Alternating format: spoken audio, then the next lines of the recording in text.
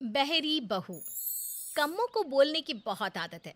उसकी इस आदत से सभी परेशान रहते हैं। लेकिन सबसे ज्यादा उसकी बहू रेवती परेशान है, क्योंकि दिन भर सास को उसे ही तो झेलना पड़ता है। एक दिन कम्मो ने रेवती से कहा। रेवती बहू, आज खाने में क्या बना रही है? माँ जी, पालक पनीर बनाने की सोच रही हूँ।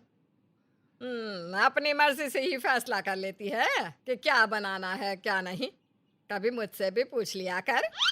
माँ जी, मैंने बस सोचा है कि पालक पनीर बनाऊंगी। अभी बनाना शुरू नहीं किया। आप ही बता दो क्या खाओगी, वही बना दूंगी। अरे बहू, अब क्या पूछेगी तू मुझसे? आज तक कभी पूछा है क्या? तेरे मन में जो आता है वही खाना बनाती है। अरे बहू का फर्ज तो हमने निभाया है, हमारी तरह कोई कर भी नहीं सकता। माँ जी, आपका जमाना दूसरा था। अब जमाना बदल गया है। अरे जमाना चाहे जितना भी बदले, लेकिन संस्कार तो नहीं बदलते। संस्कार तो वही रहते हैं। जैसा तू मेरी हर बात का जवाब देती है, ऐसे मैंने अपनी सास से कभी बात नहीं की। तू तो हर बात का फौरन जवाब देती है। माँ जी, मैंने आपसे ऐसा क्या कह दिया जो आपको इतना बुरा लग रहा है? पूरा दिन आप ही कुछ न कुछ सुनाती रहती हो।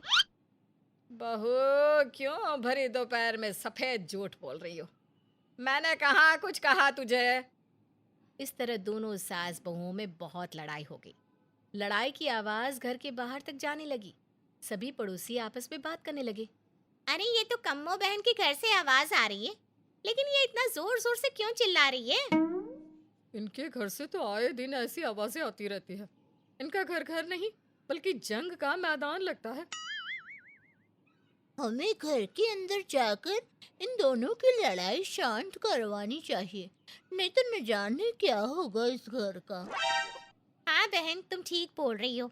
हमें जाना चाहिए। सभी पड़ोसन कम्मो के घर जाकर कहने लगी। अरे कम्मो बहन, आज किस बात पर युद्ध चल रहा है सास बहू में? अब बहन क्या बताऊं, आजकल की बहुओं को ना तो बड़ों की शर्म है और ना छोटों का लिहाज। जो मुंह में आता है बस बोल देती है। माँ जी, पूरे मोहल्ले से पूछ लो कौन बोलता है ज्यादा।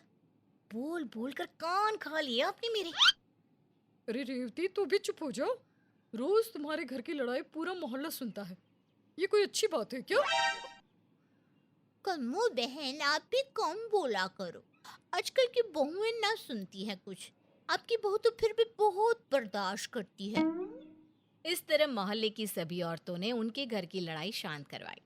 शाम को कम्मो का बेटा पवन घर पर आया तो उसने अपने बेटे से कहा। पवन बेटा, तेरा तो नाम ही गलत रख दिया मैंने। क्यों माँ? अचानक मेरे नाम में ऐसी क्या खराबी दिख गई आपको? बेटा, तू आंधी की तरह आता है, तूफान की तरह चला जाता है। तो घड़ी अपनी माँ के पास भी बैठा कर मेरे भी दुख तकलीफ के बारे में सुन लिया कर। 2 घड़ी क्या माँ, 4 घड़ी बैठ जाऊंगा। सुनाओ क्या बात है? तू रोज सुबह चला जाता है ऑफिस, और तेरी बीवी मुझे परेशान करती है। अरे रोज किसी ना किसी बात पर लड़ती रहती है। अच्छा माँ, मैं अभी उससे बात करता हूँ। आप परेशान ना हो माँ। अरे कैसे परेशान ना हो बेटा। सोचा था बहू आएगी, इज्जत करेगी, लेकिन इसने तो सारे मोहल्ले के सामने मेरी नाक ही कटवा दी। रोज मोहल्ले वाले आकर समझाते हैं, लेकिन तेरी बीवी की क्या मजाल जो चुप हो जाए। इतना बोलती है कि बाहर तक इसके चिखने चिल्लाने की आवाज आती है। कम्मो की बात सुनकर पवन सर पर हाथ रखकर बैठ गया। और उसकी माँ, वो तो बोलना बंद ही नहीं कर रही थी। पवन अपनी माँ के पास से चला गया, लेकिन उसने बोलना बंद नहीं किया। पवन अपनी पत्नी के पास गया और कहने लगा। रेवती, आज फिर से तुम्हारा और माँ का झगड़ा हुआ, और फिर से मोहल्ले की औरतें इस झगड़े को शांत करवाने आई। आप तो अपनी जान बचाकर ऑफिस भाग जाते हो और अपनी माँ को मेरे ऊपर छोड़ जाती हो। आपको पता है कितना बोलती है, मैं कितनी परेशान हो जाती हूँ। या तो आप मुझे यहाँ से कहीं ले जाओ या अपनी माँ को। रेवती, मैं माँ को इस उम्र में अकेला नहीं छोड़ सकता। समझने की कोशिश करो। हाँ, वो थोड़ा ज्यादा बोलती है, पर पर क्या क्या, थोड़ा ज्यादा नहीं, बहुत ज्यादा बोलती है आपकी माँ। अरे, आप खुद आधा घंटा अपनी माँ को बर्दाश्त नहीं कर सकते, तो मैं कैसे करूँ, वो भी पूरा पूरा दिन। हाँ ठीक है, ज्यादा बोलती है वो, लेकिन अब क्या करूँ, मेरी माँ है ना। प्लीज, प्लीज थोड़ा बर्दाश्त कर लो। इसी तरह कई दिन बीत जाते हैं।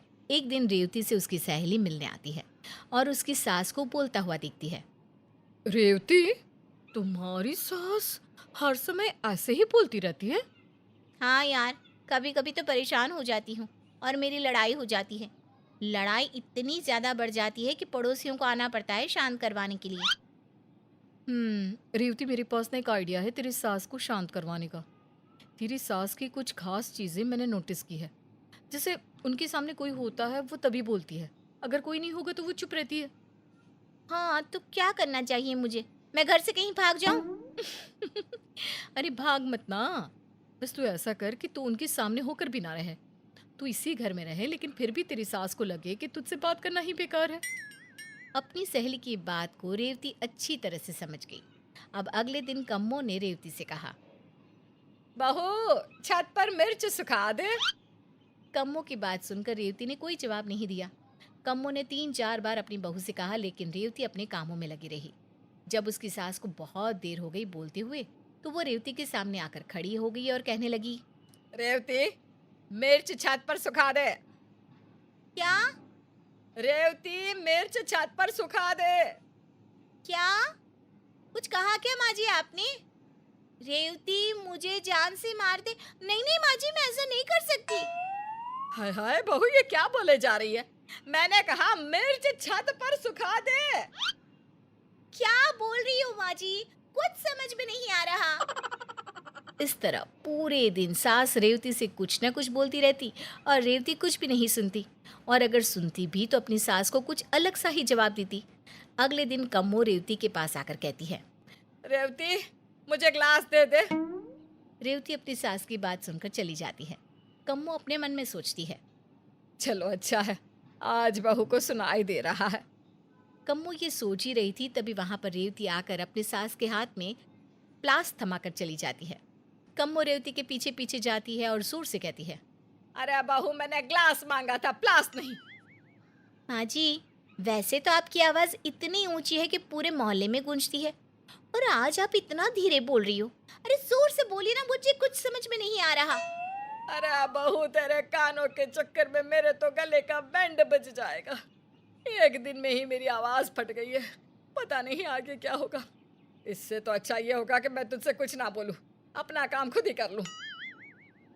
माँ जी, मैं यही तो चाहती हूँ कि आप मुझसे बात ही ना करें। रेवती वहां से चली जाती है। पवन जब घर आता है तो कम्मो उससे कहती है। बेटा, रेवती को पता नहीं क्या हो गया है, उसे कुछ सुनाई नहीं दे रहा। उससे किसी भी काम को करने के लिए कहती हूँ तो वो कुछ और ही काम कर देती है। हाँ माँ, मैं भी कई दिनों से नोटिस कर रहा हूँ कि वो कुछ नहीं सुन पाती, और ये सब ना आपकी वजह से हुआ है। मैंने कितनी बार समझाया आपको माँ कि कम बोला करो, लेकिन आप मेरी बात ही नहीं सुनती थी।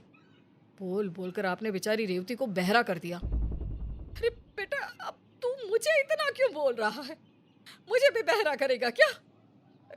एक काम कर, सुबह बहू को किसी अच्छे डॉक्टर के पास दिखा ला, क्या पता बहू ठीक हो जाए। पवन कम्मो की बात सुनकर वहां से चला जाता है और जाकर रेवती से कहता है। तुम्हारा आइडिया काम कर गया, माँ को तुम्हारी बहुत फिक्र हो रही है। मुझे भी माँ के तानों और बातों से थोड़ी राहत मिल गई है। अच्छा चलो, अब जल्दी से खाना लगा दो। क्या कहा आपने? गाना लगा दूं?